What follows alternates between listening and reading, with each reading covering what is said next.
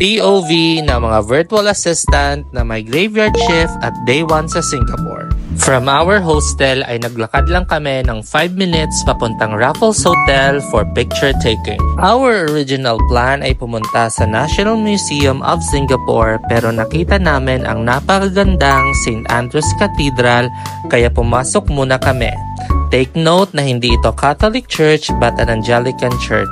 Regardless, we still went in para makapag-reflect for all the blessings na tanggap namin. Nakita din namin ang tawid nito ay ang National Gallery of Singapore kaya pumasok na kami since some of the galleries are free for admission.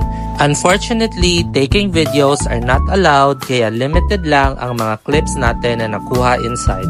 Nakita din namin na malapit na pala ang Merlion kaya pumunta na kami doon at dumaan dito sa Anderson Bridge. Mula dito sa Merlion Park, matatanaw nyo na ang Marina Bay Sands at ang Singapore Flyer. Then we headed back to Bugis Junction sakay ng bus using our GCash Visa card. Tinapos namin ang aming day 1 with a Thai food lunch at Tuchang at Bugis Junction. Ang convenient lang ng location ng aming hostel dahil sa tapat lang ito ng Bugis Junction kaya nakabalik kami agad para makapagpahinga bilang may shift pa kami mamayang gabi.